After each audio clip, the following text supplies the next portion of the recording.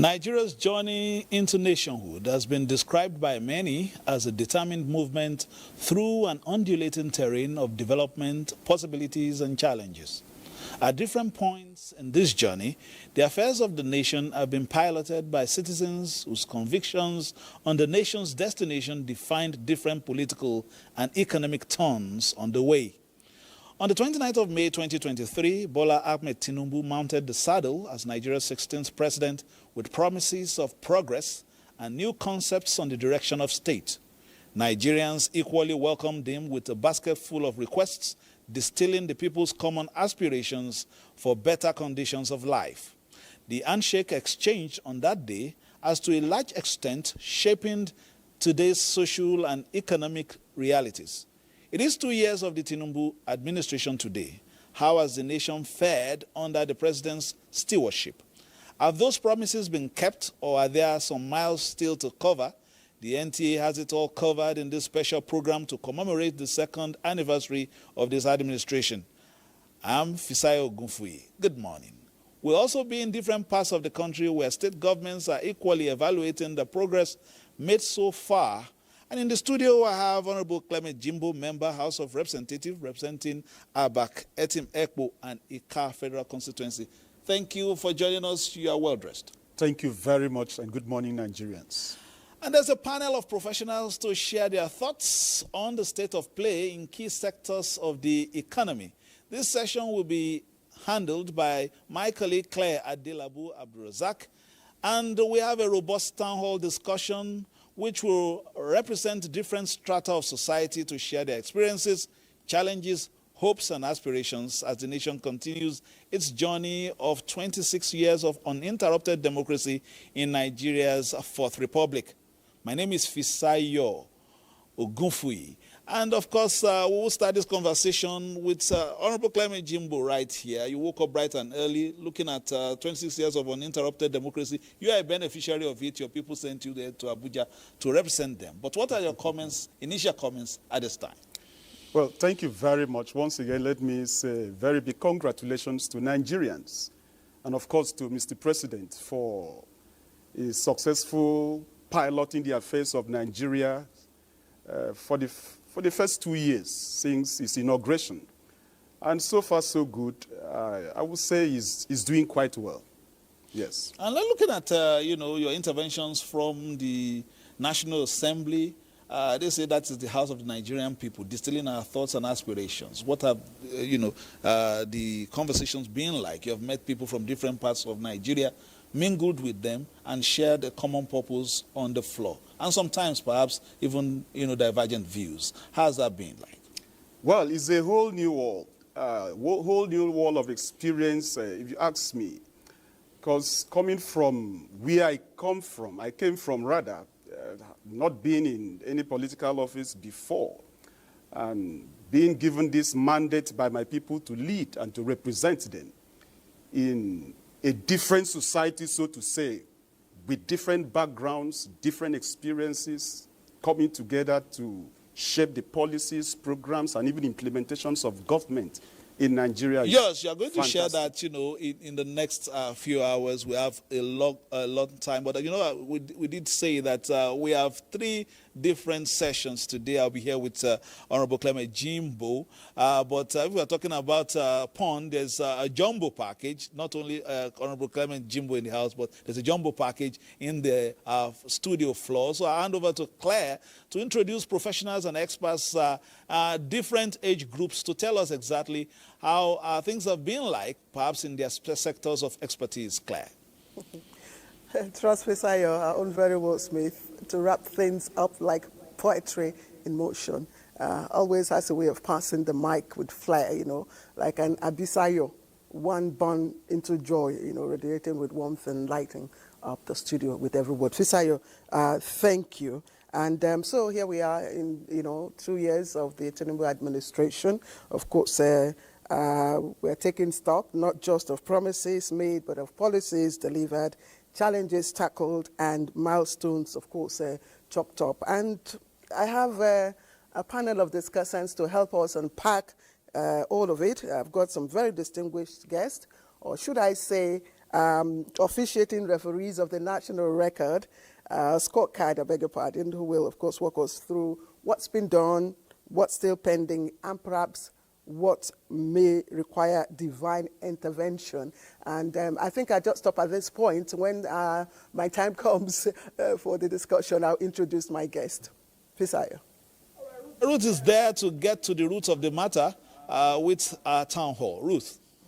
All right, thank you very much, Fisayo and Claire. Good to see you. Of course, we have here at the Town Hall segment cross-section of Nigerians from different ethnic groups, you know, who will be sharing their perspectives going by 2 years of the present administration. A child who was born 2 years ago, of course, can walk right now. So they will be sharing their perspective as regards the renewed hope mantra, which we know this administration is hinged on. And so far, we've seen it's propelling steady progress, stimulating growth, and promoting a society, you know, where no one is left behind, talking about inclusivity. So we have professionals here, you know, from different angles who will be telling us how much, you know, this reforms has impacted their lives, share their challenges, and of course, you know, creating a sense of hope for a better future ahead. Fisayo. Thank you very much, Ruth Aguile there. Of course, you know, we'll be looking at that in a short while, of course, you know, getting different strata of society to talk about key and burning issues in their sectors, as well as some bright lights as well on the way. I will be giving you, of course, some packages from our sector experts who have been looking at different sectors of the nation's economy. I have, of course, a conversation here with Honorable Clement Jimbo. But let's start this way. 2 years into President Tinubu's leadership, Nigeria's economy is on the move, lifted by reforms and tested by challenges. It is a story of nation building, steps by step, and of course, Nekauko has given us a package that looks at Nigeria's economy and the path so far. Upon assuming office on May 29, 2023, President Bola Tinubu inherited a challenging economy characterized by mounting debt, surging inflation, and unstable currency, in addition to widening economic disparities. Leveraging his experience in Lagos State, he unveiled the Renewed Hope agenda with a view to tackling systematic inefficiencies, foster sustainable progress, and revitalize Nigeria's economic trajectory through decisive and forward-thinking policies. The reforms that he undertook, it is not as if we didn't know that we should undertake them. But the question is, was the sitting president, bold enough to take and undertake those reforms regardless of what the unintended consequences might be, regardless of what the political fallout might be? And we're extremely delighted that he showed clear leadership, audacity, vision to undertake those reforms. One of the president's boldest moves was the removal of the fuel subsidy, a long-standing policy that many believe drained billions from the national coffers. While this sparked immediate price hikes, it freed up resources for critical investments. Then came the unification of the exchange rates. That is why you find that the volatility in FX rates has considerably moderated. It was about 4% about a year ago, and now it's down to less than 0.5% about. It's a good thing that we now have alternative to fuel, because fuel is no longer the king. The CNG is here. And if you just leave the office now, you get to that junction, you will see a queue as long as when we were having the fuel shortages. You get to the NNPC there, you will see more than 100 cars lined up. They're not looking for fuel. The CNG, you go to the fuel line now, you won't even see 2 cars. 2 years after, the numbers tell a story of progress. GDP growth hit 3.84% in the last quarter of 2024, the highest in 3 years. The oil sector bounced back with a 10.15% growth rate in quarter 2 of 2024, reversing a 13.43% decline from the previous year. President Tinubu's reforms have also bolstered the country's international standing. Foreign exchange reserves grew to $23.11 billion in 2024, up from $3.99 billion, the highest level in over 3 years. Investor confidence drove portfolio investments up 105% to $13.35 billion in 2024. A $7 billion foreign exchange backlog was also cleared, and trade surplus jumped to 18.86 trillion naira in 2024 from 6.09 trillion naira in 2023, driven by rising exports. The country even paid off a 3.4 billion IMF loan, making Nigeria debt-free to the IMF. Debt service to revenue is down to 67%. Still uncomfortable, but it's a lot better than 149% in the first half or the second quarter of 2023. That meant virtually that you are living on fresh air. On food security, President Tinubu also went big. His agricultural reforms are boosting food production with new funds and merchants sowing seeds of self-reliance, while ban on certain commodities were lifted to cushion the impact of high food prices. A comprehensive tax and fiscal policy reforms were also launched to harmonize dysfunctional tax regime. But we also recognize that what we're building today is not just fixing our immediate problems, which is why I truly enjoy the approach that the President and our CME is taking, which is going to the foundation of our challenges and making sure that the reforms we do fix the foundational challenges and put us on a platform that can allow us to actually truly drive growth in the country. But it is not all rosy. Inflation climbed to 34.8% in December 2024, with food prices and transport costs hitting hard. To ease the strain, the government rolled out cash transfers to millions and introduced a 70,000 naira new minimum wage in addition to other incentives. Similarly, the very popular student loan initiative is enabling so many students to be able to gain access to and afford higher education. Experts say the road ahead will undoubtedly be challenging, but with President Tinubu's commitment to economic reforms, Nigerians can be hopeful that a brighter economic future is within reach.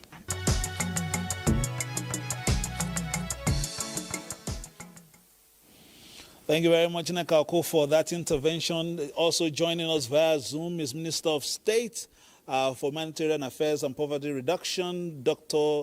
Yusuf Tanko Sununu. Thank you for joining us. All right. Okay. All right. If you anniversary day. Okay, Doctor, I guess you are back home in Kebbi, but maybe you, by way of your first intervention, you saw the first report. They're talking about some interventions already being made in the 2 years of the current administration. Tell me exactly what has excited you as far as, government interventions have been so far, particularly perhaps in your sector as well.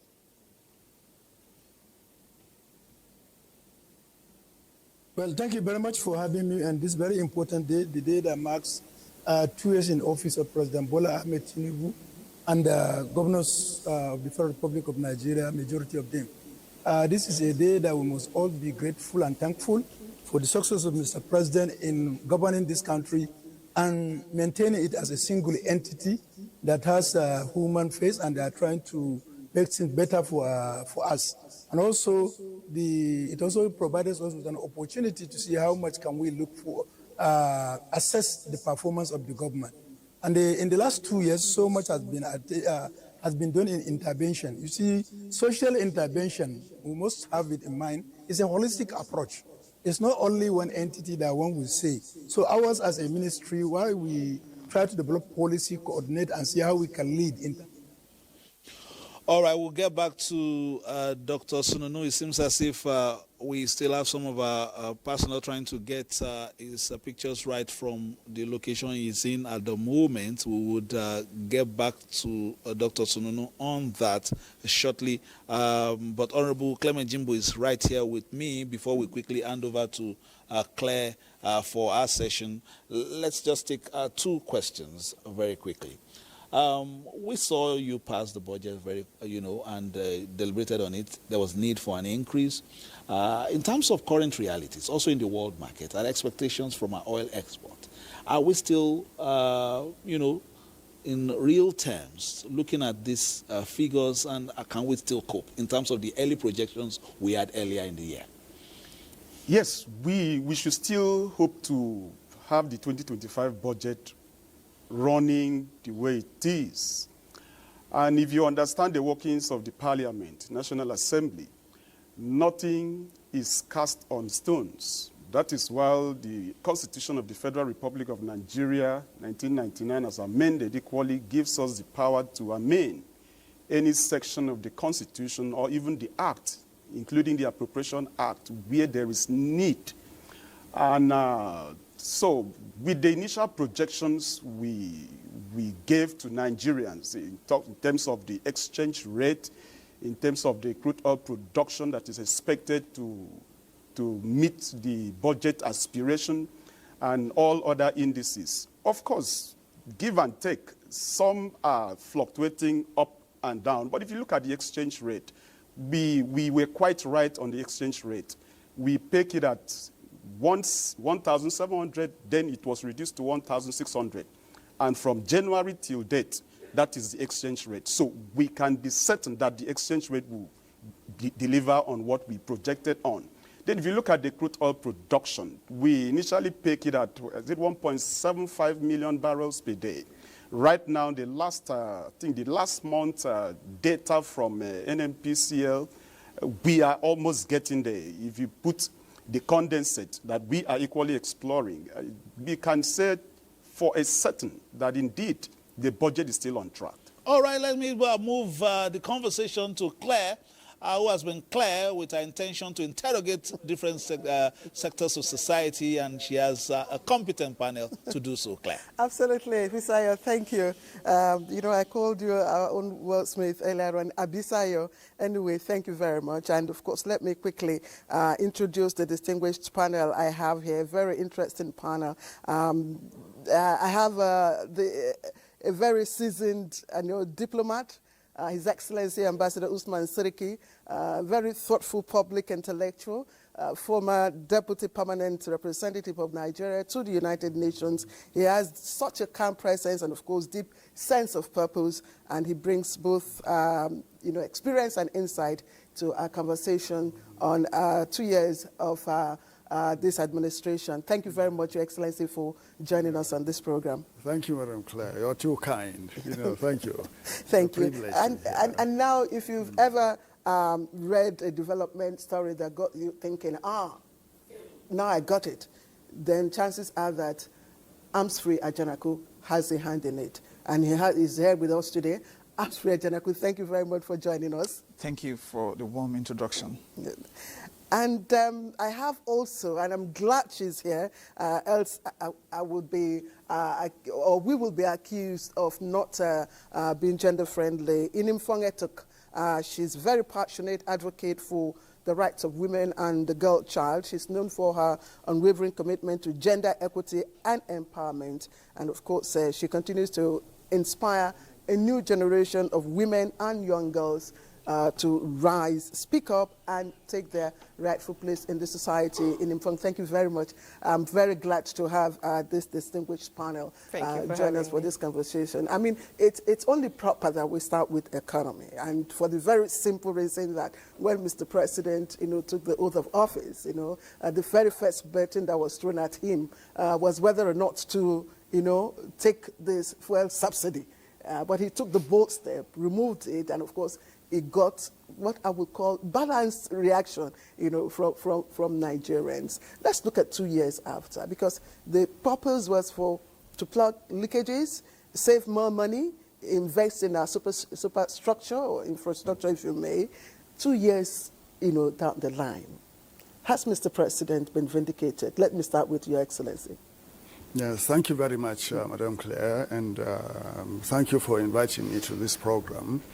You are quite right that very difficult decisions were made by the President, by the government, towards sanitizing the economic space in the country by bringing, number one, coordination in terms of governance among the different sectors and ministries, and secondly, by establishing clear goals and policies towards the restructuring of the economy, beginning with the removal of subsidy on PMS, on premium motor spirit, and thereby ostensibly saving huge amounts of money for the country, and also equalizing the dichotomy between importing of refined products and creating opportunity for local refining of our crude oil. And I think that policy has granted some flexibility to the government in terms of having the space towards saving money and directing the cost that has been saved towards the addressing of shortfalls in infrastructure. In 2 years, you cannot achieve everything, but a lot has been done towards actually reducing the debt profile of the country and also increasing the foreign exchange savings for the country towards actually making plans for future. For instance, the removal of the subsidy has actually enhanced the space for investment increase in the country. A lot of investment has flowed into Nigeria from the Middle East, from Europe, from China, and also, mind you, Nigerians themselves, Nigerian businesses and private sector are increasing the scope and scale of their investments.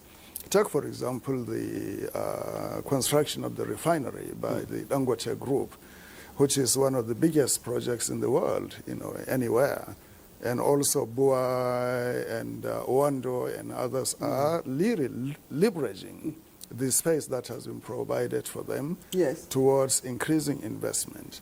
But the most important, the most significant policy of the government is to really renew or to place solid minerals directly in the factor of production and rejuvenation of the economy. And towards this end, I must praise the Minister Dele Alake for the commitment he has shown and for the leadership he has given towards the redirection of our appreciation of the importance of solid minerals. All right. 800 million. Yes. Yes, I have to put you on pause because maybe I should be apportioning 60 seconds. Okay. Yes, okay, for your responses. Yeah, but thank you. earlier on, we tried to establish a connection with Dr. Yusuf Sonono in Kebbi. I'm sure that we've done that now, and he's with us live. Of course, Dr. Sonono, we know, was once a doctor. I mean, he, had this great bedside manners, which he has also carried to the national, level and dissecting the national, dilemma and all that. So, Dr. Sonono, we're glad to have you with us. Thank you very much for having me. Could you tell us which of these are... Yes, we started with the economy, and I'm just wondering which of the myriad of economic policies, that resonate with you, and why, if you may, in 60 seconds, if you may, please.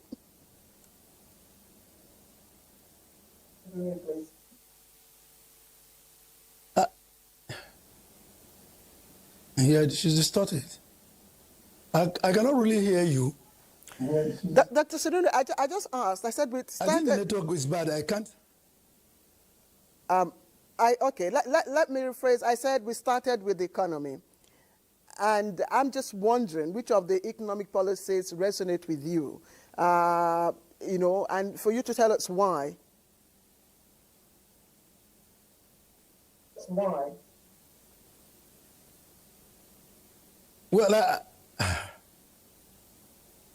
Well, the information is distorted, but if I can get you right, the economic policy that has already been, the ambassador has already started dissecting the economic policy of the federal government, and that really has imparted positively. And today, we are glad to say that, as earlier mentioned, that the IMF has certified Nigeria free of any loan, and that is a very welcome development.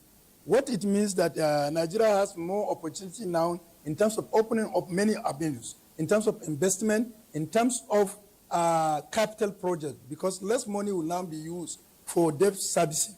As you know, all along, even while I was in the National Assembly, the major issue in Nigeria has been the frequent percentage so far used in debt services that has really impaired negatively the ability of the federal government to execute projects that are meaningful to Nigeria. And this has really given us a way now that we have money that can now be directed most especially to social sectors of the country. As you all know, that definitely there are so many challenges that Nigeria has passed over the years that has really significantly impacted negatively on its economy. For instance, now the global climate change is not sparing Nigeria, and Nigeria has passed through period of recession in 2016 and 2020, and even the impact of post-COVID. And then we have also suffered some natural disasters such as overflowing and many others that has really led Nigerians to be internally displaced with over 3 million. And this figure really requires that more attention should be given. And for us as a ministry, we have tried as much as possible to see how much we can improve human-first governance in Nigeria by trying to make the Ministry of Humanitarian Affairs to serve as an effective buffer for Nigerians that can absorb the shock.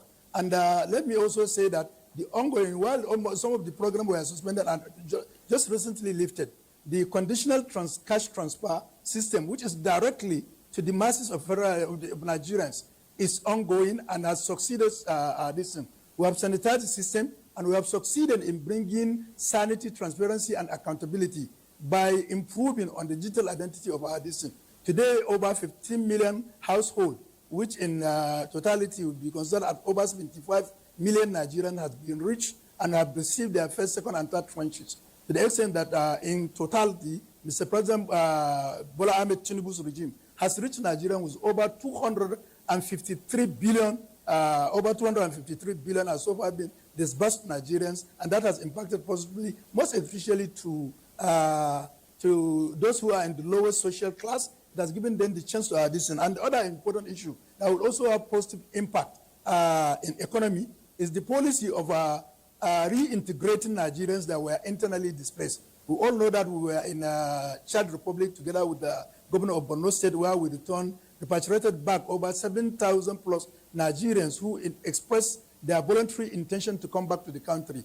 And as of today, they are being integrated and they are performing and continue to do to contribute to human endeavor by increasing our GDP. So also we have a policy still on the internally displaced persons that those who are within the country, we have bring them and brought them together to a committee that they come together, and then we engage them to give them a sustainable, durable solution that they can do to enhance their life living through engaging them in agricultural practice. In an MOU we have between Federal Ministry of Agriculture, Humanitarian Affairs, Refugee Commission, and then the NALDA. This has really impacted positively in food security in Nigeria. Yes, last year, both myself and the minister, we have gone to different states to see how much to harvest such items that they have planted. And this year, we are also increasing to this. And then one of the major policies of President Bola Tinubu's regime that has really impacted positively on the woman is our, just as I've mentioned, that the ability to change narrative rather than being solo economic and dependent on oil. Non-oil components are now increasing and taking their rightful position. As I've mentioned, it was mentioned that really this transformation in solid mineral resources in the country has the avenue. For instance, in my own local government in Gaski, we have a place we call Libata. If you go to that area on daily basis, if you see the number of trucks engaging in business through mining of lithium, you know that this Nigeria is now set to move forward in terms of this thing. And not only that, there is also this understanding between the federal government and every state government to get international investors. And I think MOU has already been signed with state government so that they can come and invest locally so that the processing and refining of the lithium will be done in Nigeria so that we can have Nigerian-made lithium battery that can be exported out. So these are some of the issues. You see, in terms of transformation, you see, I used to say that as a medical doctor, we do know that whenever there is a reform resetting, there are going to be some pain. And that pain is not going to last long, but once the pain is just take for instance, when you want to renovate your house, you definitely have experienced some inconveniences that may not last long. But as the time you are done with it, you'll be happy that you have done what you are supposed to do. And I think that is what the President Bola Ahmed Tinubu is leading Nigerians to let them believe that there is need for reform because the economy is fractured, and that reform also will come with some little pain, but the government will do as much as possible to provide a buffer that will let them absorb the pain, just like in anesthesia if you are setting a bone. And then as soon as that is over, everything will be better. And then just like the area that you have reset in the body will function better than it was before, the Nigerian economy will be better than how he made it.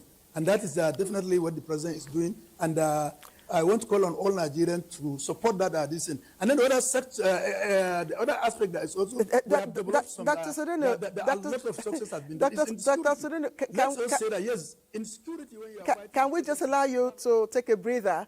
When we come back, you've talked, you've told us quite a lot that has been done. I'm sure we'll get back to you in the course of our conversation to tell some of these, policies and efforts to ensure that humanitarian and emergency services are not just tokenism and all that. But let's get back to the studio. And I'd like to bring in Amsri Ajanaku. Let's quickly talk about some of the economic re-engineering in line with the fuel subsidy remover, that have impacted, on our economy in the past 2 years. Yeah, thank you very much. I think I will start with this quote that says, "You campaign in poetry, and then you govern in prose." That was by Matthew Cuomo, former governor of New York. And so that tells us basically about the challenge in transitioning from the very lofty ideals that are proposed in a campaign document like the Renewed Hope Agenda. And I think talking about the economy, one of the overarching objective of that document, or one of the main points that came out of that document, was the fact that President Bola Ahmed Tinubu was promising Nigerians that he wanted an economy where no mother would, have no choice but to send their child to bed hungry.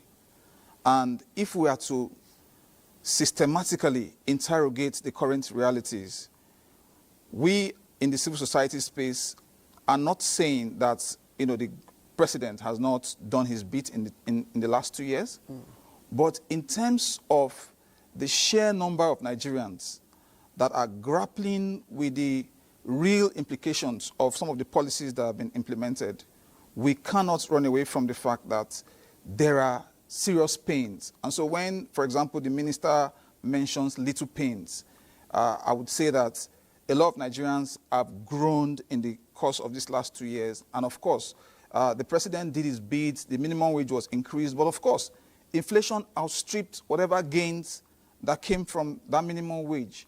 And then there seems to be a stabilization even in the value of our currency.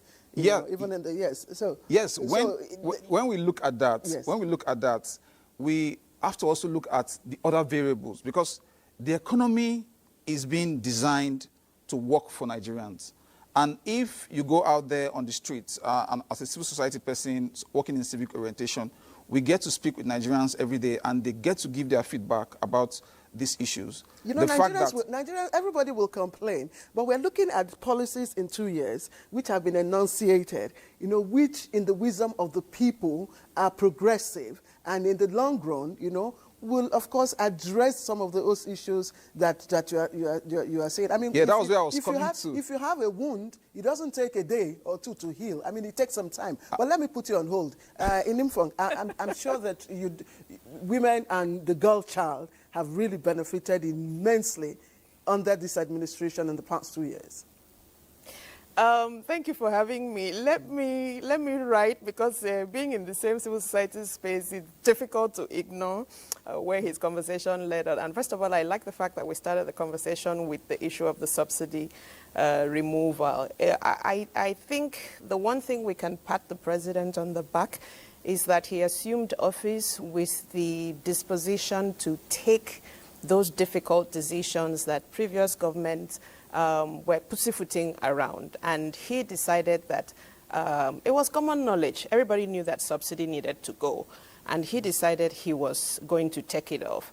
I was on my way here. Even I was listening to feedback on my car radio. And somebody said, you know, it was a brilliant idea for the president to take off the subsidy.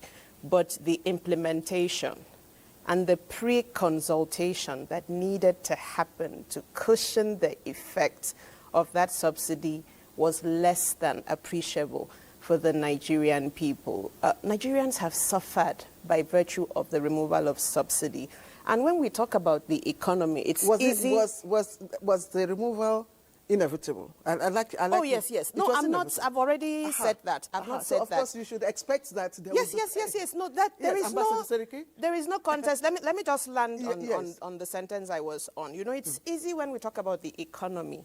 A lot of people tend to look at it at the level of the stock exchange, the dollar to naira rate, what Dangote is doing, what the big privates are doing. But we regular Nigerians, we like to talk about the economy from the perspective of the hundreds and millions of Nigerians who actually power the economy at our grassroots. Nigerian women in particular are the custodians of our local economies. And so whatever they are dealing with is the reality of Nigeria and the Nigerian economy at large. And so when we talk about the need for the right level of consultations, it is so that the ripple effect of those difficult decisions, of those difficult policies that do need to be implemented if we are working towards the kind of future that Nigeria, a country of over 200 million people and counting, deserves to prioritize. That is really where we see it. Is the president doing his best? I would say where women and girls are concerned, we can say yes, he's a listening president. And why I would say so, when he resumed office in 2023, we had a first cabinet and we had a minister for women affairs, and things didn't really go the way that we thought we should have gone in terms of building on the progress that we had made with women's empowerment over the years. And the president listened to the aspirations of the Nigerian women. And during his cabinet reshuffle, he brought a different minister that so far has demonstrated a fair understanding of the kind of growth that needs to happen. Absolutely. So, to that extent. Absolutely. I said I was giving everybody 60 seconds. Have I exhausted my 60 seconds already? Maybe I didn't get 60 seconds. Okay, we will keep to time later. But I know that someone has her ears to the ground and, of course, has her feet always on the move. That's Ruth Agwele, and she's our town hall, moderator. I don't know. Ruth, I don't know what the people say about what has happened in terms of fuel subsidy removal and, whether or not that action has been vindicated. Thank you very much, Claire. And of course, just following the conversation and hearing some chit-chat, from my panel of discussants here at the town hall segment, I could just feel, the agitation to want to express themselves. So it's best we hear from them, right, Claire? But I'd like to start with Alhaji Ahmed Lawal. He's a senior citizen, and he was just sharing with me how the National Senior Citizen Center has impacted his life. Just before we delve into the aspect of where the subsidy removal has affected or impacted the lives of persons here. And good to know, Claire, that we have persons from the NUTRTW. Of course, they will be sharing their perspective when we're talking about transportation. But let's hear from Alhaji Lawal here. Good morning. Good morning. So tell us, you've been you've actually participated when it comes to policies and some of the reforms by the National Senior Citizen Center. Can you share with us how you have benefited or how much impact some of those policies that has been birthed over the years has impacted your life? Thank you very much. And I'm glad to be here to express my view over the happenings of the affairs of Senior Citizen Center from its inception about 4 or 5 years ago, where, as it is called, Senior Citizen Centers. The center takes care of retired pensioners, old people, aged people who are just not having any ability to do much. So this year alone, I think we are glad for the first time. The senior citizen took part in the Renew Hope agenda of Mr. President. The program was ushered in at Women's Center, where numbers of senior citizens all over FCT and outside FCT were gathered. And honestly speaking, for the first time since we started this democracy in 1999, I believe, as a participant of that program, I can boldly say that I've never been generously taken care of. In what way were you taking care of, Alhaji Lawal? Well, you know how fragile poor people are. They give us rice, one bag. They give us a little bit of money to take home. They take care of our medical care. Many of us have a lot of diabetics and all sorts of sickness. So the whole day was completely devoted for whole people at that place. Okay. Alhaji Lawal, thank you very much. And I'm sure that that's not a one-stop initiative, but let's hear from other persons. If you could just kindly pass the mic. Deborah here is a court member, and I'm sure before now, Deborah, you are Lawi. You see 33,000. She was really excited, actually, behind the camera. Like, it's never been like this, you know, looking forward to being a youth corps member, and now what you're seeing, especially in the aspect of empowering young people. Tell us, what is your own perspective? Okay. Well, I would say amidst the troubling waters and starting my youth service with 33K, was not actually easy when it comes to transportation. But when the achievement of 77K came in, I and every other corps member were so excited about it because we could manage money. I, for one, I run a YouTube channel, and a lot of equipment and gadgets that I needed to be able to power up my YouTube channel. Because of the 77K, I was able to add more money to it and also save more. Than, because 33K I couldn't save, like I was struggling to save like 2,000 naira, but with the 77K I could save more, so that actually helped when it comes to Okay, you know, Claire asked a question earlier on the subsidy removal. So I'd like you to pass the mic to Daddy there, Mr. Sanusi Tatimo. He's the Deputy General Secretary of the NURTW. We're talking infrastructure, which this present administration has demonstrated commitment, you know, in expanding and upgrading the road networks in the aspect of connectivity and accessibility. Mr. Tatimo, can you tell us, as a road transport worker yourself and user, what is the impact you have seen so far? Well, thank you very much. Good morning, Nigerian. First of all, I would like to appreciate the fact that Nigerian economy cannot move without transportation. You cannot take transportation out of it, definitely. Well, everybody is speaking about subsidy removal. Yes, subsidy removal is all-encompassing when it comes to side effect, negative effect on Nigerian citizenry. Well, the president, in his wisdom, realized that the effect of the subsidy removal affects directly the transport subsector of the economy. So he introduced the Presidential Initiative Committee of CNG, that is compressed natural gas, which about 1 million members of my union are going to benefit from that free of charge, that is the conversion from petrol to gas. This program is really ongoing. And of course, we're seeing the difference.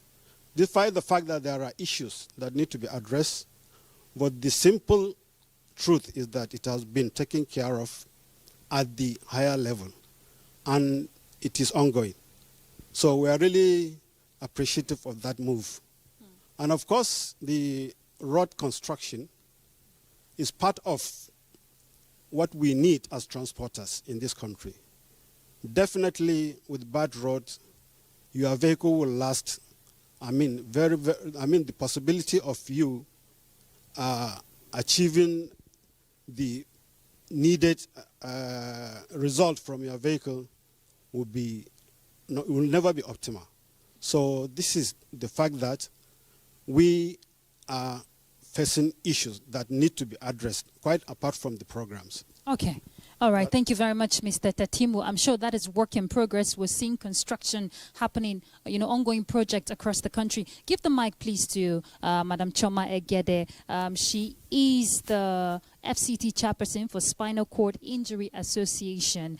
And you've been actually very active when it comes to carrying your people along. I monitor developments on your platform, carrying your people along to key into initiatives of the federal government in the aspect of promoting inclusivity, empowering persons with disabilities. So tell us that impact, those initiatives that are available out there for persons with disabilities. I just want to start by appreciating the government.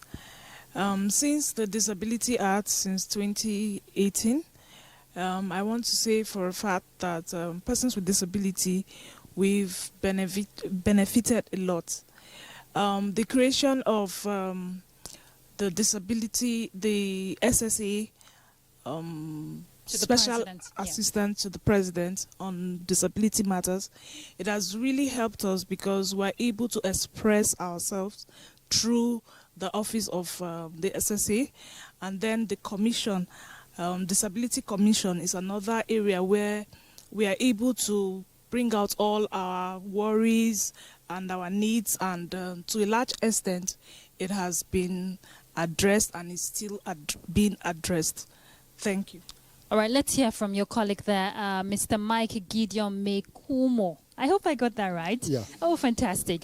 He's a civil servant, and he's also the North Central Zonal Coordinator, Joint National Association of Persons with Disabilities. Now, you operate at a grassroots level. You're working with AMAC Local Government Council. So tell us, at that level, are persons with disabilities carried along? We saw the local government autonomy by this administration that was pushed. So tell us, at that level, we know we're waiting for effective implementation and all of that, but what is going on at the grassroots for persons with disability? Okay, thank you for this opportunity, and I say congratulations to Mr. President for clocking 2 years. At that level of governance, and in fact, I also want to be appreciative to Mr. President for pushing for local government autonomy. This is a policy that is going to make sure that the local governments have more funds, the leaders at those levels have more authorities and powers to initiate projects that have direct bearing on the people. So I appreciate Mr. President for pushing that. The plight of persons with disabilities at that level is really a worrisome situation, I must say. Despite the achievement my colleague have mentioned, which is also true, despite the local government autonomy, which we are awaiting the full implementation, despite all the good things, we also have our members in the social register, which they are also taking some... That's the National Social Register. Exactly, which they are also taking some stipends to help them cushion the effects of the subsidy removal. So, despite all those achievements, we have a lot that needed to be done. And again, she mentioned Disability Rights Act, which of course has been in place since 2018, which ordinarily would have come with a lot of things for persons with disabilities, even at the grassroots level. But the implementation is also something to worry about. We have the issue of 5% at least for persons with disabilities. We have transport situation. Our daddy here mentioned about transport. I'll tell you that all the buses that have come so far to FCT, they are not disability friendly. So these are the areas that I think going forward, Mr. President and his those helping him in this administration should look into, so that persons with disabilities will be able to get maximum benefit of his reforms, which for me as a person, and as a person with disabilities, we are in tune with it. It's just that, like some of the earlier people who have said, we need time for all of these things to mature. Okay. Thank you. Mr. Gideon, it's good you mentioned that, and I'm sure that's why the president, as a man of the people, appointed an SSA. So your concerns, I'm sure, it's before the table of the SSA so he can pass it to the Mr. President. Sure. Am I correct? Sure. Okay, great. Sure. So let's hear from David here. David is a young Nigerian, although a person with disability, but he's a graphic designer and a sport commentator. I find that very interesting. If you want to look at, policies put in place for young people, by the present administration, for you, would you say your disability has hindered you, or you're also seeing that it is a government that promotes inclusivity across sections? Yeah, good morning. Thank you for having me. Well, I would say it's the government who actually for the first time is practicing inclusivity. For the first time, the Office of the SSA to the President on Special Needs is galvanizing and reaching out to different disability clusters to ensure that young people with disability like me is included in all projects of Mr. President. And I can tell you that we are moving forward and we are getting there. Of course, it's not easy for somebody living with disability, but we are getting there. The Office of the SSA is actually trying and doing better, and I believe with time we will get there. I think it's better. It's also good to hear from a young person here. Let's hear from Divine Favor. Your name, right? So I'm sure you're taking advantage, or let me find out from you if you are taking advantage of some of the digital skills which this administration is pushing for, empowering young people. Are you taking advantage of some of these initiatives put in place for young people? Thank you for having me. Good morning. So far, yes, I've taken advantage of this scheme. Now, more especially in the corpus. Take the mic to you. Okay, more especially in the corpus, the SAHIT, the skills acquisition and entrepreneurship development. So far, the government has put commendable efforts in ensuring that this scheme goes on and helping corporates acquire more skills aside from our educational qualifications, because in the world today you have to survive with your skills, not just your qualifications. So far so good. It has been of a good advantage to us, and we are using it very well. Fantastic, Divine Favor. And of course, when a woman is here, when you empower a young person, be it a woman or a man, you know that you're building a brighter future for their generation. Let's pass the mic, please, to Madam Asabe Dogo. She's the head women department from also the NURTW. Madam Asabe, as a woman, I want you to speak on behalf of Nigerian women, not just as a transport worker. I want to believe you're also a businesswoman. So tell us, looking at the ease of doing business for a woman, would you say Nigeria is a thriving society in that regard that encourages women to fully, fly and spread their wings? Thank you very much. Good morning, Nigerians. What I need to say in this case, first of all, let me congratulate our dear president for the good work he is doing. We all know that, in leadership, it's not that easy for you to be able to achieve 100% of your target. But we all know he is doing well. And we wish to hope he will do more based on our expectations from various angles. Nigerian women, well, we have benefited because if you see what they are, the work in progress so far, especially one of our presenter here has talked about introduction of this CNG buses, reduction of removal of this fuel subsidy. These are steps that the government have introduced to ease the economic situation of Nigerian women. We all know many women carry burden in terms of maybe payment of school fees, and coming with this minimum wage to the working class persons, then the market women, they benefit from this transport aspect of the introduction of the CNG to ease transportation. And even for the distribution of this palliative, if we all recall of recent buses were distributed to other union, all in the name of to ease means of transportation, especially to the working class that are not mobile and to the market women, because we know majority of our women are petty business people. Then most especially when we look at our medical system, the government have tried to rebrand, especially in the case of these maternal cases. We have seen what the government has done and is still doing, work in progress on improving of the welfare of the medical, especially to maternal cases, vaccine, polio, and all sort of that, is all to ease and to introduce certain benefits for women to benefit, including the children. Okay, you know, when you empower a woman, you empower a whole nation. Yes. So the government, we recommend the effort they are doing, and we hope and wish they do more. Okay, Madam Asabe, just hold the mic there. I'm just curious. I know that there are women who are also into transport business. So are you creating a synergy with the Women Affairs Ministry, you know, for empowering those women who have shown resilience and courage that they can do what the men are also doing? Yes, even in the transport sector, we have women that we are trained by this national NDE. They train them. That's the National Directorate of Employment, exactly.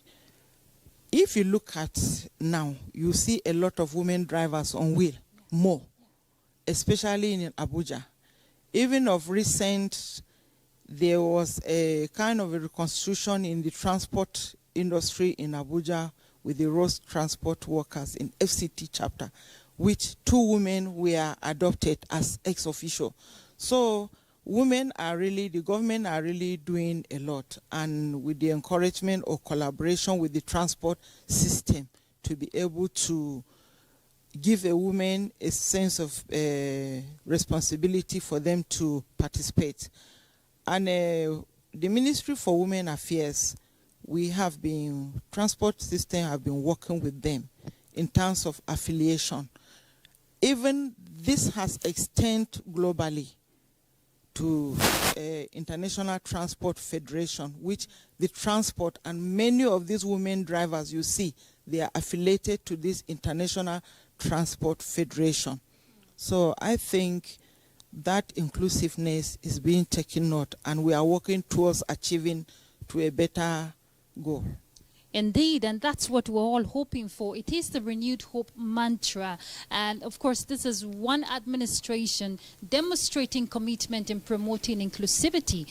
Now, I don't want to leave this part of just leaving the program to be town hall. Let's promote inclusivity for the men also. I'm sure my colleague Fisayo has a lot to say with his guests there on the aspect of inclusivity. Fisayo. I was just enjoying your interaction with the town hall, and I was whispering to my guests that maybe we are also spectators, but you have renewed my hope that I'm part of the program. Let's welcome again Honorable Clement Jimbo, member House of Rep, Abak Etim Ekwe, Federal Constituency of Akwa Ibom State. A lot of people have, at one point or the other say, when we send you people to Abuja, sometimes you may forget home. But we have brought home close to you in the studio. You can see what Nigerians are saying concerning different sectors of segments of society, their aspirations, in some cases their plea for perhaps inclusion into some of government's policies as well.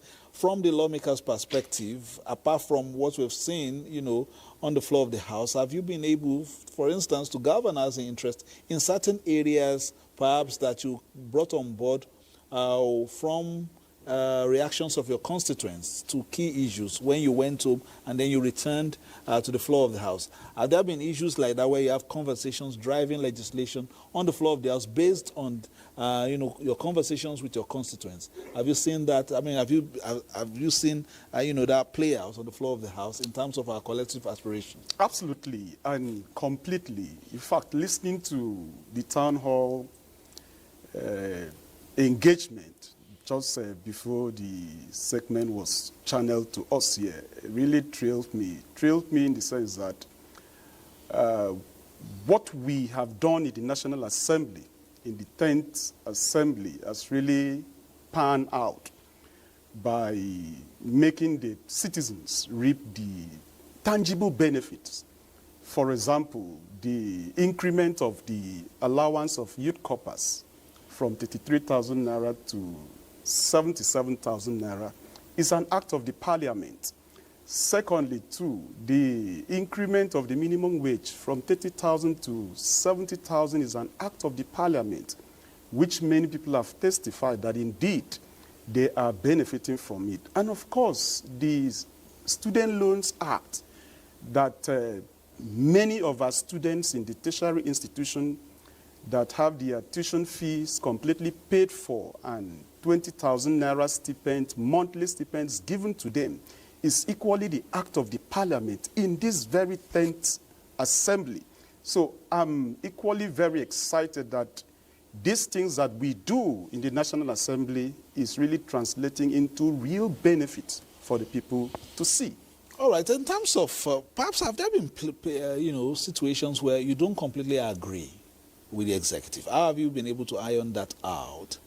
That is one. And then two, in terms of, the expectations of your constituents, when it doesn't perhaps dovetail with some of your other colleagues, how do you, run it out?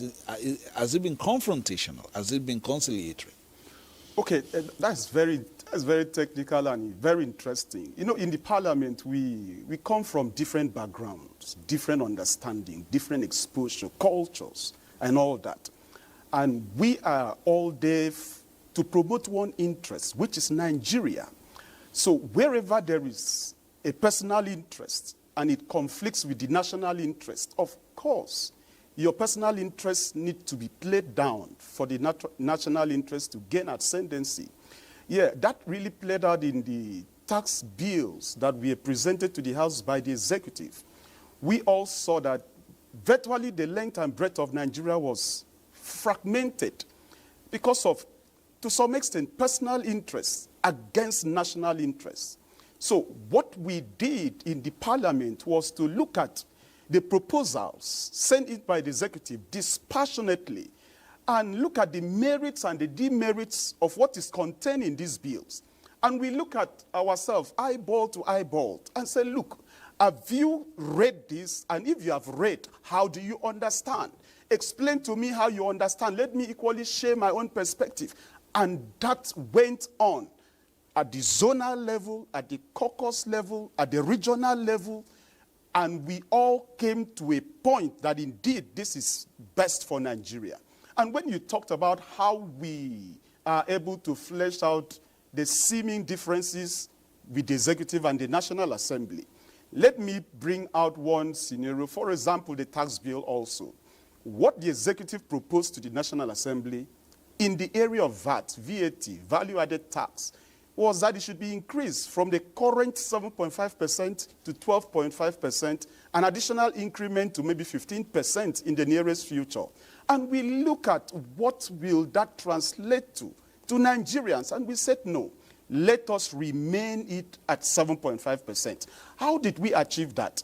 It was the leadership of the National Assembly versus the tax bill panel that was set up by the president. We engaged them in several sectoral debates. They promoted their argument why it should be increased. We also stick to our guns and said it should not be increased because of the spiral effect that is going to have in the economy and on average Nigerians. And of course, the National Assembly had the day. All right, talking about the executive, I will go to Benin Kirby, where Dr. Tanko Sununu is there. You used to be a member of the National Assembly yourself, but let's look at your sector and, you know, the reality is there. What would give you hope? You just mentioned the number of Nigerians that have been internally displaced and perhaps, you know, forced into a situation of forced migration as well.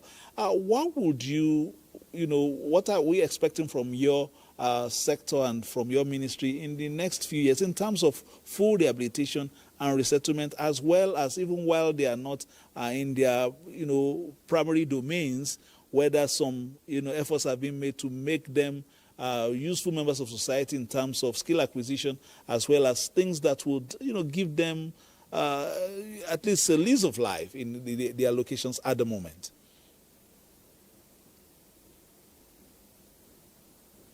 Well, thank you very much. What is much expected from us this next few, as we move forward, is the fact that the ministry has to come up, apart from the rapid response we are currently ongoing, to see how much we can intervene in terms of providing support to those who are internally displaced and also to needy in Nigeria. It's also the fact that we have to come forward with a durable solution. And already we have commenced our durable solution. I've earlier mentioned that we have already developed a sustainable agricultural intervention for the internally displaced person, which last year we have gone around and harvested what we have planted. And this year we are also going to scale up that intervention so that it will, the other issue also is to see how much we can teach them. You see, even in our last summit we had with the United Nations, it is made clear that as far as it is now, no country should be dependent on foreign support, but countries should develop their own internal mechanism to see how they can address the growing challenges of increasing demand of humanitarian services world over. And in our own, we look at internally to see how much can we generate from the government, from the private sector, and then how can we now minimize leakages so that we can develop a durable solution.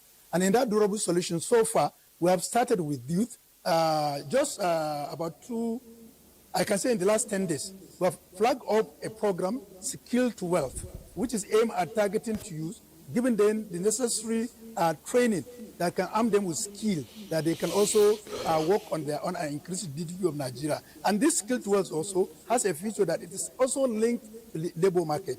For instance, in the automobile component of the Skill to Wealth, we've already had MOU with GAG Motors, who are participating not only in the training, but also as our off-takers of those that have been trained. The country was zoned into 6 geopolitical zones, with center in Kano for the northwest, Enugu in the southeast, Delta in the south-south, Lagos for the southwest, Kano for northwest, Jos for north central, all over this. And these are used that were taken over from their own state to those centers so that they can concentrate. And we are not saying that a program, like for instance, to have a durable solar solution that can be able to allow somebody who has a previous experience and then also have some theoretical knowledge in school. You cannot just come in for 1 day or 2 days to say you are over. No. We are giving them a period of 3 weeks, and it's also residential. The ministry is responsible for their feeding, for their accommodation and everything. And we have also prepared a very effective starter pack that we are going to give them, and then we have also connected them to labor market. And in that aspect, we are considering for now 3 aspects. We have the agriculture, we have renewable energy, and also we have automobile. And then we're moving forward also. I want to say that as of today, we have items, a consignment in our own possession, that we can train over 110,000 Nigerians in different aspects of art and craft in Nigeria, that we can move them into the labor market. For instance, now, if you want in Abuja or anywhere, you want a person that can come for your POP, you are likely to have a Togolese or somebody from Benin Republic do it for you. while we have youth sitting down and can be armed with that skill, also contribute significantly. And that's where we are going, we are heading towards that when we very soon now. And also, we are making a situation whereby our Empower program that will soon be unveiled will be connected also to labor market, so that as soon as we look at what are the needs, our industrial needs, what are the needs in terms of human resources in Nigeria, and how much can we impact them with skills that they can easily be uptaken by our industry so that they can boost local production. We have also really gone ahead. People now see how much we are going to unveil in terms of our national homegrown school feeding program that will make it more effective, so that the aim of Mr. President of retaining children in school, increasing enrollment, retention, and competition will be seen the light of the day. And then, most importantly, not only that providing nutritional food to the student, the National Homegrown School Feeding Program also has the capacity to increase economic uptake of Nigerians. For instance, the homegrown, where the smallholder farmers, which will now be the source of our locally produced nutritious food that will be utilized, we have more money to allow them to expand their distance. Also, in terms of our cooks who are going to be used and parents that also be used, will have money that they can purchase, and that will also increase the chain of reaction. I mentioned earlier that we have mentioned the conditional cash transfer that has reached over 15 million households today, with more than 253 billion being disbursed to Nigerians. And this also has a tendency to, and most importantly, in that homegrown school, conditional cash transfer, 67% of the beneficiaries are women. This goes to show us how much President Bola Ahmed Tinubu wants to empower Nigerian women. And also, very importantly, I've heard of many senior citizens that have mentioned that while the adults contribute 63%, the 27% of those who benefited are aged, who belong to the age of senior citizens are this. And also, you see us how much we are going to unveil our district. We were at the Global Disability Summit in Berlin, Germany, and we have made commitment to see how much we can improve. And we have gotten a lot of partners that we are going to work together to ensure that we will make this country disability compliance. Earlier on, we are already planning to see how we can engage with the head of service of the Federation, the Federal Character Commission, so that to ensure that the 5% allocation to people with disability becomes sacrosanct and is respected. And I'm happy to say that as today, most of the nation working together with the National Assembly Committee on Disability, National Assembly Committee of Legislative Compliance, we are working to ensure that that also be respected.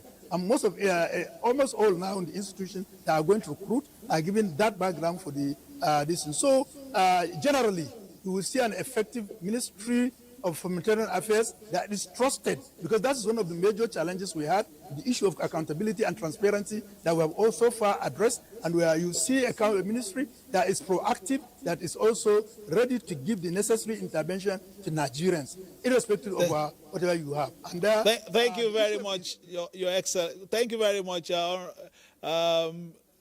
Sununu in Kebbi. Thank you very much, Honorable Minister. I think you've been able to give us, quite a lot to take in, and I know you are enthusiastic, to share with us all your thoughts. But Nigerians are waiting, of course, to feel all, the impact of what you have outlined. Perhaps in the next few months, we'll begin to also see some of those that you are yet to unveil, that you're about to unveil. But I would hand you over now to Claire. The panel is waiting. The panel has a man who is talking. His name is Arms Free, but I'm sending him to Claire free of charge. Thank you, Fisayo. You'll get to explain that after the program. But honestly, wonderful conversation we've had, wonderful contribution, both from Ruth and your guest right there, all talking about the different policies that President Tinubu have been able to enunciate in these past 2 years. The tax reform bill is one, and of course, someone from the town hall, session talked about the rollout of the CNG, vehicles for Nigerians as part of, a way to cushion the effect of the subsidy removal. But I like my, panelists now. Let's look at the physical securities. That's in terms of transport, infrastructure, power, and all that. For you, Ambassador Seriki, what would you say stands out, is the standout progress that we can point to as evidence of reform, driven growth? Yeah, thank you very much. Most of the policies enunciated by the federal government are at the macro level. And macro level policies usually take certain periods of time for them to translate into results. But the immediate impact of some of the policies are the transferring of costs to consumers and to individuals, to citizens. For instance, in the area of electricity tariffs, they are dramatically hiked up, and there is no commensurate production and stability of electricity in the country. And that is something that the government needs to address itself, to compel the service providers to be more efficient in the area of generation and availability transmission of electricity in the country. But there's been quite a number of actions taken. Well, actions have been taken. Yes, the decentralization of power. That is at the policy level. Yes, okay. But in reality, there is still some deficiencies in access to it. We are still producing 5,000 megawatts or less in the country. And I think, decisive steps need to be taken to enhance the capacity. By the executive, yes. But they have to enact the policy to create the dynamics in increase in electricity capacity. And at the same time, also to make it more accessible. For instance, in the rural areas, in conjunction with state governments, renewable energy can be really made available. The infrastructure can be provided so that in rural areas, in towns and cities and communities also, people can access electricity in order to expand the potentials of the economy. Secondly, telecommunications, the rate people are paying for making telephone calls and sending text messages and internet access are really increasing, and people need to really use these services. They have become indispensable. Also, because of the removal of subsidy, we have had a situation where transport costs increased dramatically and leading to the increase in cost of products, food and other things. And that is the consequence of the removal of subsidy. And I think a review of this policy is needed in order to stabilize the cost of transportation without adequate and affordable transportation. A review of what policy? The transportation policy, okay, in terms of helping the transport sector to cope with the removal of subsidy. The CNG policy is very good, but how many CNG stations do we have in the country? There are still not many. There are not enough for the purposes that are required for setting them up. The other critical area I would like to see the government to address itself in the building materials area. The cost of building material is getting out of hand in the country today. Cement is selling at 10,000, 12,000, 13,000 naira a bag in some parts of the country. How do you build a house that is affordable, or even for the government to construct hospitals and schools with that sort of cost of cement and iron rods, not to talk of other accessories like windows, doors, panes, electricity cables, lightings, and other things. So a holistic approach should be taken in terms of the cost of doing business in Nigeria today. Now, the critical aspect also I would like to point out, and I'm happy we have an honorable member of the House of Representatives here. The House, the National Assembly, should look at the totality of the role of the banking sector in driving the economy in Nigeria today. The banking sector, is it only meant for the accumulation of savings in Nigeria, or does it have a responsibility in driving the economy of this country through redirection of investment into key areas of production? How is the banking sector supporting the SMEs in Nigeria today? How is the interest rate hike affecting business in this country? The Manufacturers Association of Nigeria has warned that thousands of industries and businesses will go out of business because of the hike in interest rates, because they can no longer afford to access loans. And without accessing loan, there can be no business in the sense of really directing capital towards buying machinery, towards establishing or expanding your interest. So it's very important that a coherent SME policy is adopted by the government based on action by the banks to accommodate the needs of SMEs. And here, professional bodies like the Manufacturers Association of Nigeria, the various chambers of commerce, industry, and agriculture should be brought on board for them to indicate their areas of priority. You cannot, outside Abuja, for instance, today, you cannot go to any bank to give you a loan to build a house in Maiduguri or in Katsina or Daura or Calabar or Uyo, because they will tell you that they will need collateral in Abuja or Lagos or Port Harcourt. That's the only areas they recognize. Is that feasible? We are all Nigerians, regardless of where we are located. So the federal government should look at two things. One, its monetary policies, which is actually something that is restricted in its capacity and mandate to the central bank. Central bank, exactly. Then the fiscal policy, its budget, its planning, and disbursement of funds, which is to be done jointly with the National Assembly, based on a prudent assessment of the needs of each sector of the country. And here they can look at the capital projects and recurring, aspects of the budget in terms of personnel and other things.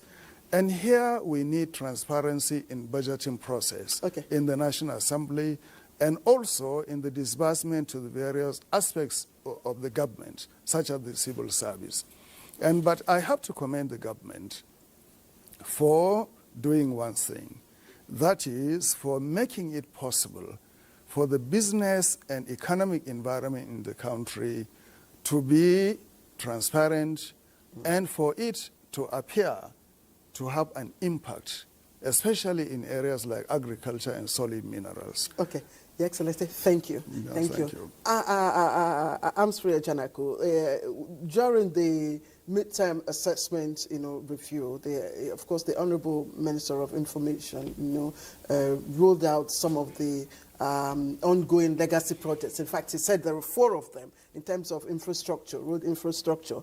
He talked about the Lagos-Calabar Highway, the Sokoto-Badagry Superhighway, the Calabar-Badagry Superhighway, and the Akwanga-Jos Bauchi-Gombe highway.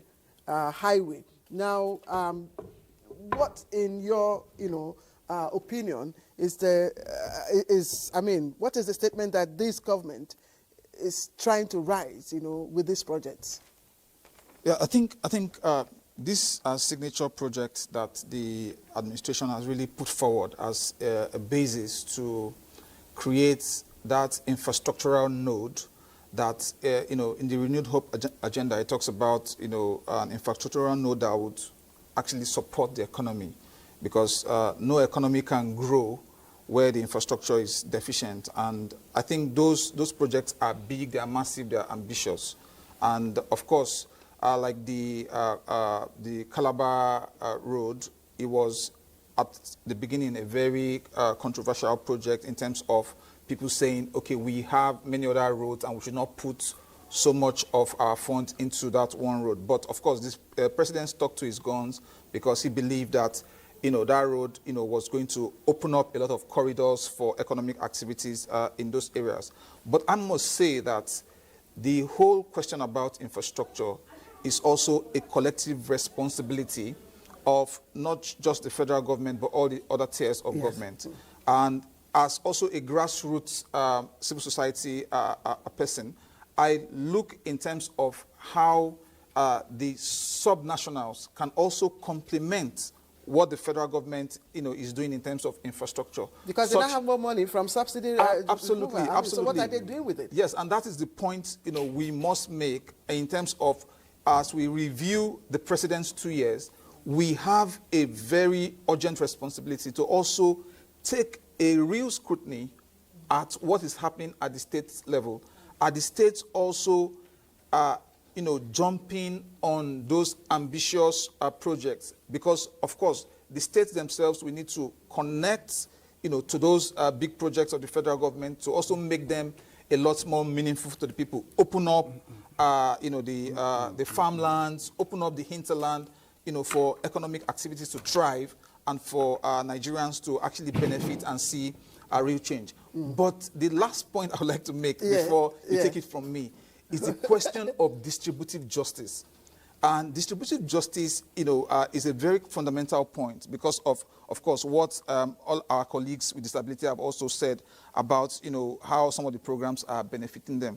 Like when the minister was talking, about, the number of people who have gotten conditional cash transfers, jobs, training, and all of that, I was eager to hear how many percentage went to the people with disabilities, how many percentage went to the vulnerable people. In fact, in terms That's of... using data. Yes, using data. To represent the figures. Yes, and so since this is a midterm review, that data-driven discussion around where are these benefits going for the Nigerian people, they need to come out a lot more clearly. This has to come out a lot more clearly, and we have a role to play in this as civil society, because we believe it's a collective approach, it's a whole of government and whole of society approach, because in the end, all of the funding that goes into all of these projects, they belong to the public, and we should see how they are benefiting these core sectors in terms of the people who need them the most across the country. Absolutely, thank you. I think that the Ministry of Humanitarian Affairs, I think government has tried to institutionalize that sector, but a lot needs to be done in terms of data, so that we put we put faces to the figures that have been churned out. I know you are an advocate, of women and girls' rights. And in the health sector, in fact, I must tell you, because I also, have some experience in the health sector in terms of knowledge experience.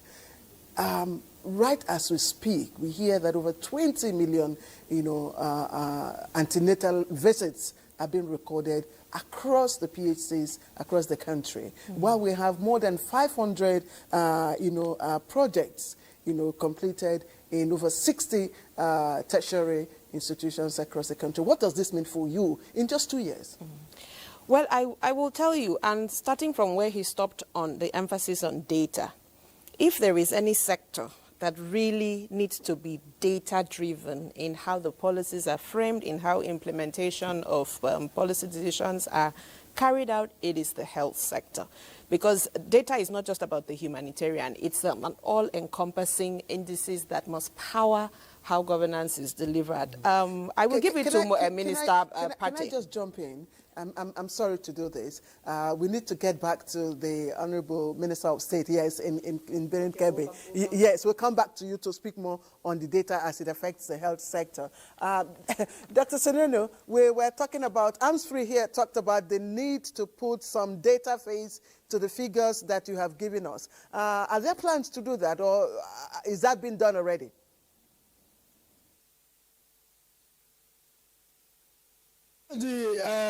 First of all, let's understand the beneficiaries are vulnerable groups. So, and there are criteria for you to be in the National Social Register.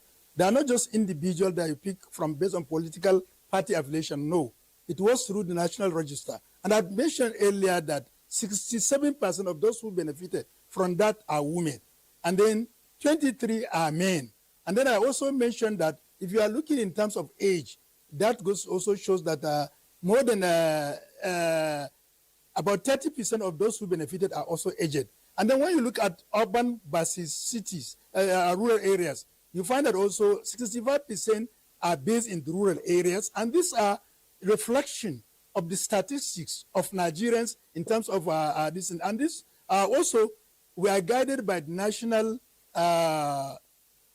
Bureau of Statistics and the Oxford report, that is multidimensional poverty index of Nigeria. And that is what was used in terms of in terms of generating the data. And this data is not also a property only owned by the federal government. No, it's a national data that is collected from the world level up to the federal level, and then it's synthesized through various procedures that also NIMC, it's on its own, will also go into it, verify it, validate it before giving it to NASCO, and then NASCO will now give it to World Bank after it has been verified that really all the criteria that is needed to be satisfied and the data there were there in terms of the statistical distribution.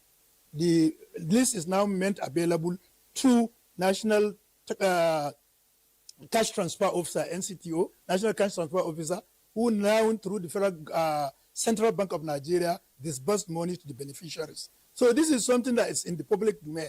And also the statistics I've already mentioned. So, but you see, we still need to go and see how much can we further aggregate the data so that make it. And what I've mentioned earlier is what we keep on doing to ensure that we brought forward the principle of accountability and transparency.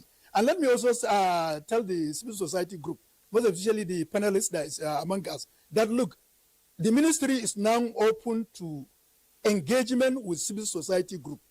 Just about 3 days ago, I had a cause to sign a commendation letter to the Nigerian integrity groups for their active participation in monitoring and evaluating the ongoing Nigerian national cash transfer that is ongoing. And they come forward with a report that is really, really has given us insight to what is happening. And we have commenced checklist of intervention in all the observations they have made. We have to reach out to a lot of states and a lot of the coordinating office of the cash transfer to make sure that no Nigerian is shortchanged. But let me also make it clear as of today, anybody that received money into his own account, there is no provision anywhere in the act or in the system that you should refund anything to anybody. If you do it, it is on your own. If there is request, our lines are open. Please report immediately to the ministry. And also for those, because of this, they also have to use the card. The card is your personal possession. Nobody can force you to withdraw it immediately. You can withdraw it at the time you so wish, because the money is in your account. So these are some of the observations that were brought forward. And also in terms of generating each local government has its own desk officer that go forward and mine and generate money list for the register. And then from that register, we mine who are the most susceptible group of people that need urgent intervention. And those are the ones that I've mentioned. Absolutely, Dr. Sununu, thank you. But just give us your parting words in 30 seconds. Just your parting words in 30 seconds. Well, my parting word is to call on Nigerians to support the government of President Bola Ahmed Tinubu GCFR. There are a lot of activities and programs that will make it better for Nigerians. So what we needed to do is to support the government in all its policies so that the government will succeed and Nigeria will be in a rightful position in the community of nations. Thank you. Absolutely. Thank you very much for joining us from Kebbi, and we do appreciate your contributions, Honorable Minister of State for Humanitarian and Social Affairs.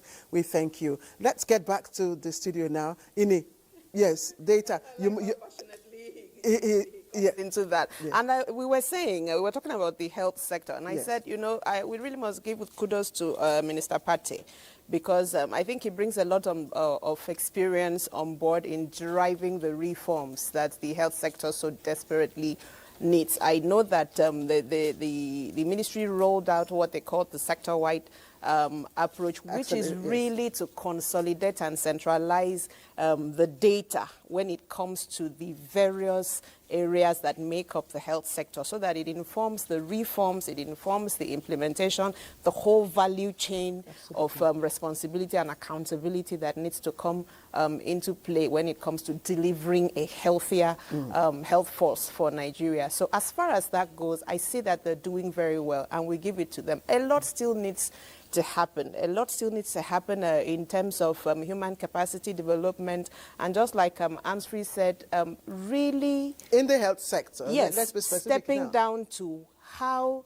as subnational entities, embrace the reforms and step down the reform. Because at the federal, we centralize a lot on, oh, the president is doing this or is not doing this. But the president provides a framework at the policy level, which everyone needs to plug into for that implementation to trickle down.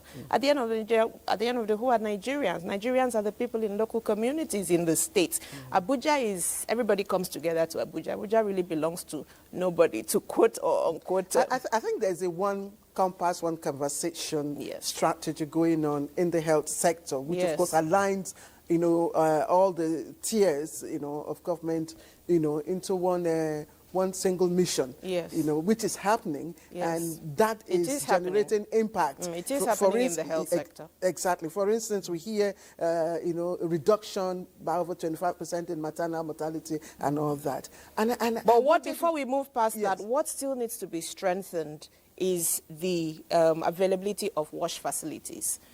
By wash, I mean water and sanitation hygiene, because a lot of primary healthcare centers still don't have wash facilities, which is the prerequisite for any health facility. If you're talking about checking diseases and all those epidemics that really affect mass groupings of people. We had those when COVID was, COVID helped to actually showcase the gaps, the challenges, but again, it also provided room to reinforce what needed to be corrected. And there was that good element to COVID, I must say. Thank you. Ruth, and I must confess, your husky voice, draws my attention.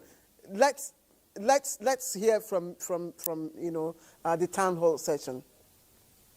All right, thank you very much, Claire. Just enjoying the conversation. And when the Minister of State for Humanitarian Affairs and Poverty Reduction was addressing some of the issues that senior citizens and, of course, persons with disabilities, my panelists here were excited because their plight live on TV, it's been addressed, especially for Mr. Mike Gideon, when he mentioned some of the challenges that needs to be addressed, talking about the 5% inclusivity for persons with disability, which of course we know the Ministry of Humanitarian Affairs has promoted that inclusivity across all initiatives, all programs. They have a certain percentage. But good news, Mr. Alhaji Lawal, he's the senior citizen here in our midst, him and, of course, Mr. Sanusi Tatimu. But Alhaji Lawal, good news, I just got information that the Abia State Governor, Dr. Alex Oti, signed into law the Senior Citizen Center Bill 2025 for the state, talking about strengthening, policies that affect older persons, promoting social inclusion and economic stability for persons with, for senior citizens in the state. It just goes to show that, of course, at the federal level, what is happening is also replicated across the state. But let me hear your perspective on that. Thank you very much. And that's a good news, and it's unexpected, but we're happy that it comes today, news to all of us senior citizens. Today being the second anniversary of this present administration of Bola Ahmed Tinubu GCFR. We thank God that majority of the state line up with the federal government in that line, and I hope so many other states in the federation we do the same thing. It's just like a child right bill, because the senior citizens bill that has been passed in Abia State, it goes a long way to alleviate the suffering, the plight of the vulnerable old age people who are just under the help of government, both at the state level and the federal level. And in addition to the member from the National Assembly or other side, you didn't heard that the same president, Ahmed Bola Tinubu GSFR, had dead 32,000 flat on the monthly token of the pensioner of the federal level, at the federal level. And this we are waiting for the implementation of it, but they are paid 2 times arrears on this 32,000. But we believe that the National Assembly will ginger the Federal Minister of Finance to pay us this money. So therefore, we will enjoy it along with our present take-home. Okay, thank you very much, Alhaji Lawa. I'm sure Honorable has taken note of your concerns. But let's pass the mic to Victor there behind, the court member. Olushola, please just help us. Thank you. So, Victor, I see your agility, you know, and there are a lot of programs set out for young people. Divine Favor mentioned earlier of the Sahid program by the NYSC, Entrepreneurial Skills. Are you taking advantage of anyone, and what's your future plans? Yeah.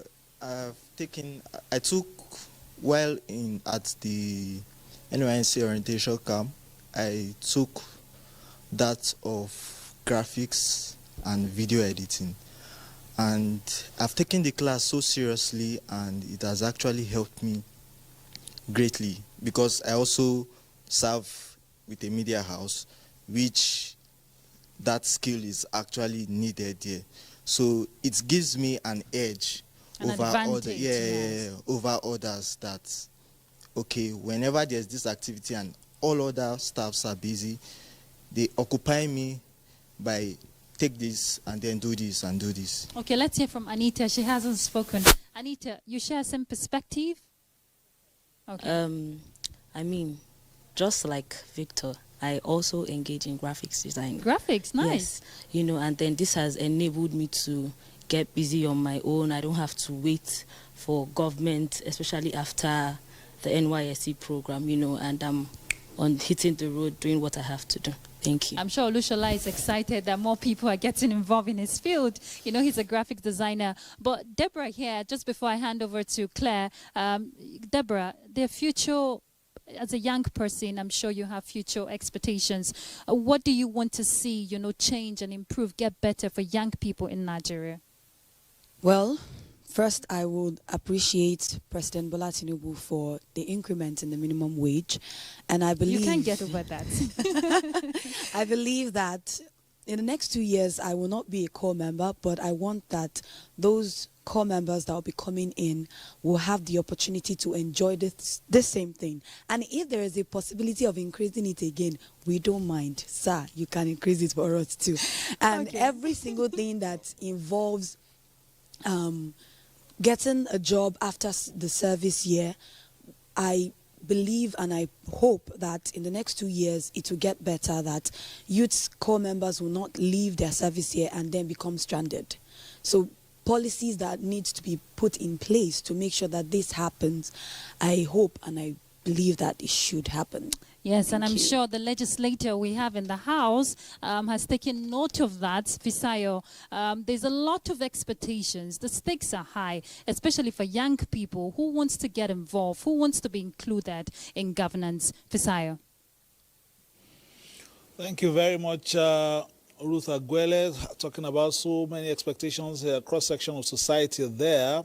Very soon we'll be winding down, of course, on this session. But before we do that, we'll be distilling the comments of our experts as well as our lawmaker right here. You heard, you know, things being reeled out by the minister before, you know, he rounded off from Kebbi State. But from the legislative perspective, what should Nigerians be expecting? I don't want to talk about the political side. You know, there are so many issues right there. But in terms of development concepts and galvanizing the nation towards achieving its goals of development, what should Nigerians be expecting from you in terms of legislation? Okay, thank you very much. From the National Assembly perspective, within the last 2 years and going into the next 2 years, Nigerians should expect us to operationalize the local government financial autonomy, which will indefinitely and definitely drive home development, real-time development in the hinterland. That's one. Then secondly, Nigerians should equally expect us to bring to bed the state policing across the 36 states of Nigeria, which will also bring in our able-bodied men and women at the subnationals to be employed. Perhaps there are further conversations concerning Absolutely. that. As a member of the Constitutional Review Committee, yesterday we had a meeting, and that was part of the item on the agenda, which we have given ourselves a timeline. Latest by October, Nigerians should expect us to have a clean bill of all the different amendment alterations in the Constitution for onward presentation to the State Houses of Assembly and for onward presentation to the President for possibly assent before this year runs out.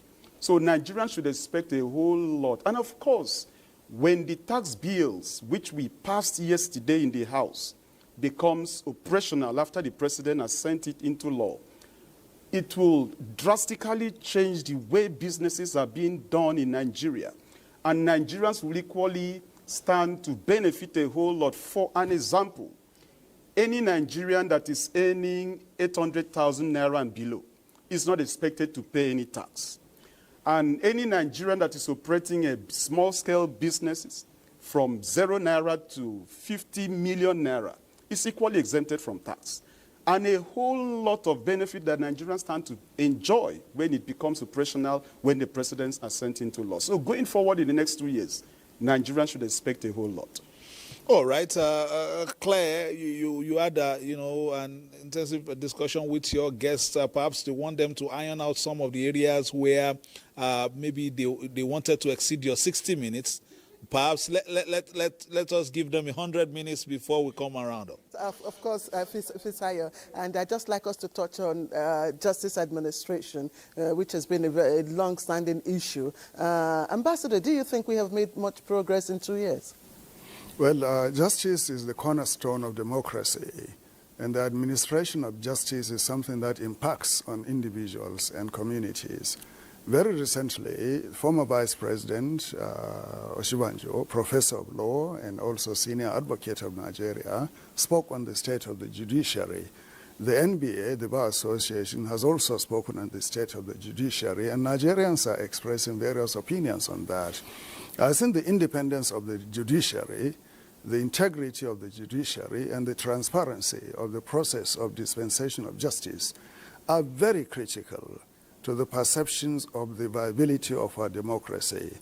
I would not like to pass judgment on the judiciary because I'm not competent to do that, but from the superficial observation, there are areas that would need to be really ironed out and to be firmed up, especially in terms of oversight of the dispensation of justice, the period that it takes for decisions and judgments to be done, the investigative capacity of the police, and also the affordability of defense, for individuals in courts. All these things are aspects of the administration of justice.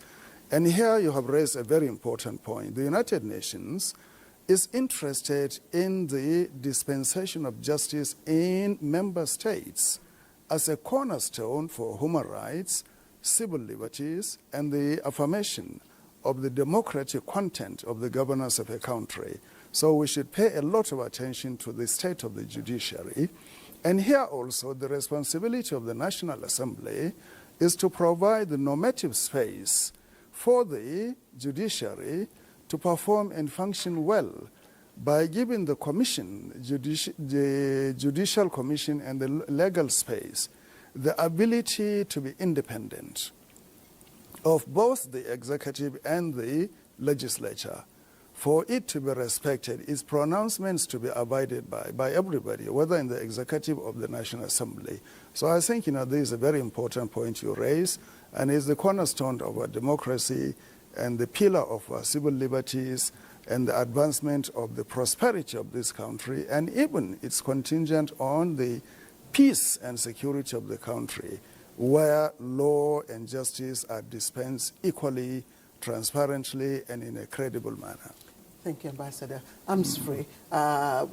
Within the lifespan we're discussing in context, the President has made, I think, about 2 CGNs, if I'm not mistaken, I stand to be corrected, and all that.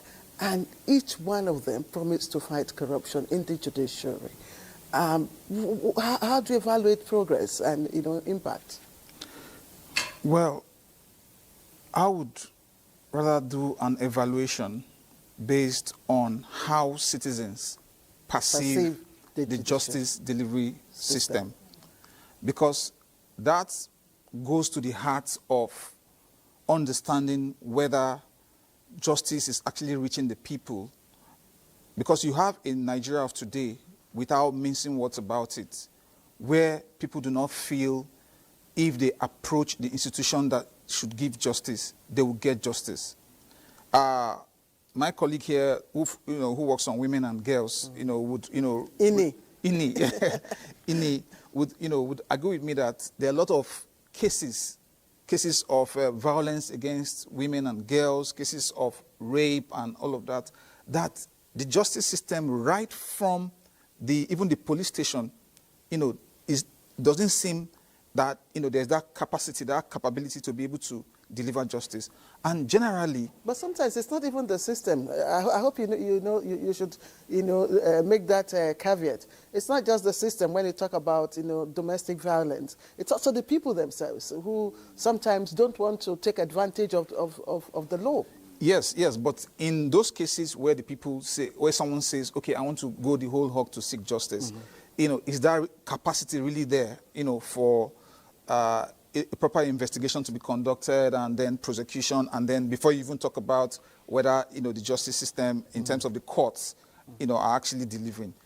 You also go to the, issue of corruption, the cases of corruption. We know that in Nigeria today there are cases that have languished in the court for over 10 years and justice has not been delivered. So in terms of... But have we moved the needle? That's my really question. Yeah, no, I don't think, I do not believe we've moved the needle in that regard. And that is why there's a clamor for a second look at the outcomes from that whole process. That's why there's a clamor for reform. That's why even the vice president, like Ambassador Seriki mentioned, was saying the justice system, we need to retool it, we need to revamp it, we need to create a system where citizens can have that perception.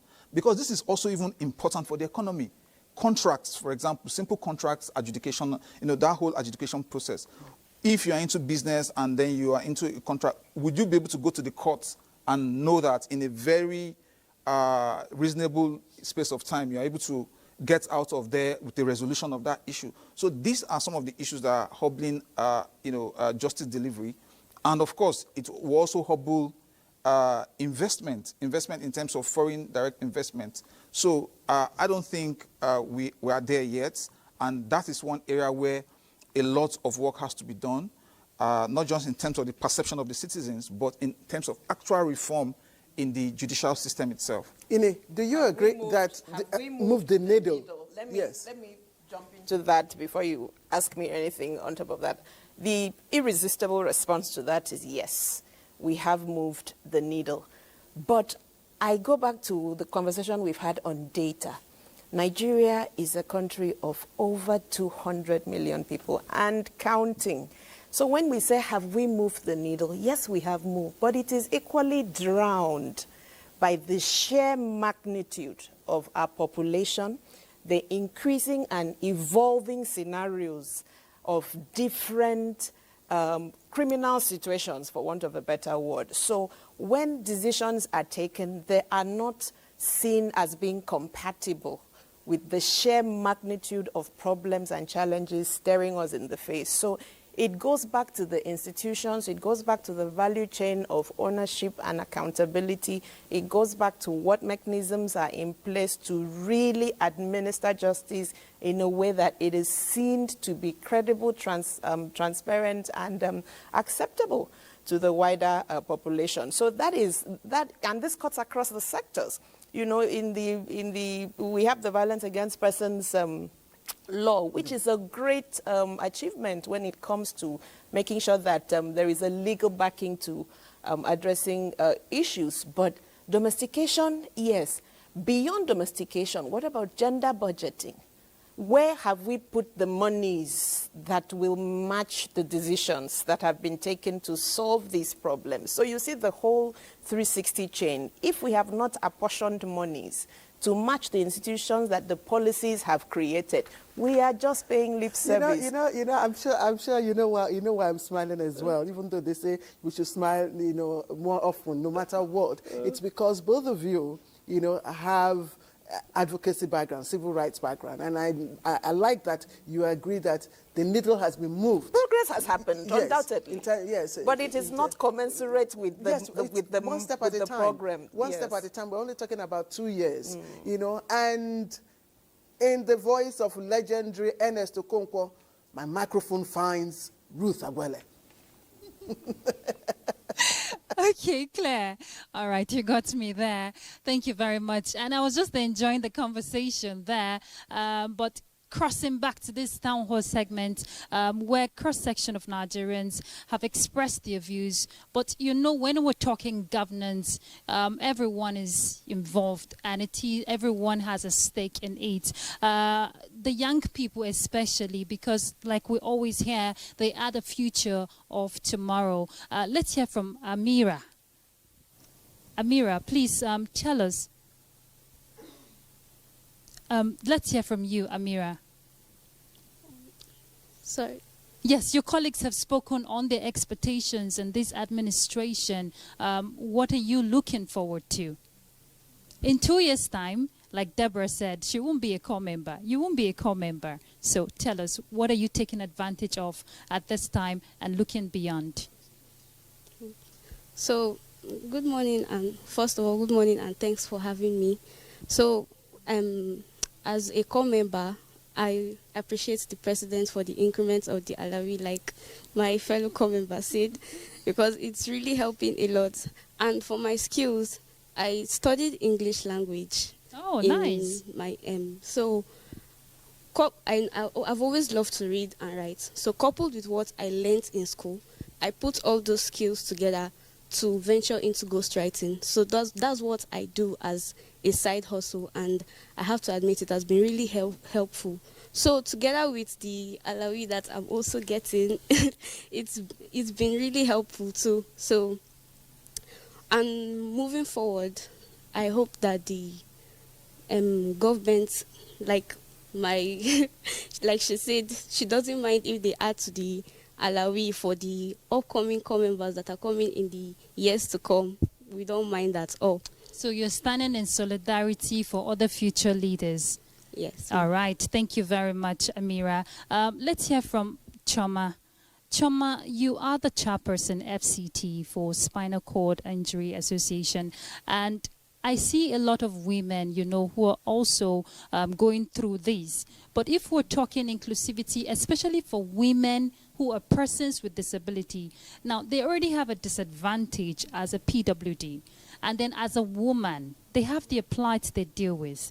For you, what is the change? What is the, aspect you want to see get better in terms of setting priorities right, promoting inclusivity, especially for women folk who are persons with disabilities?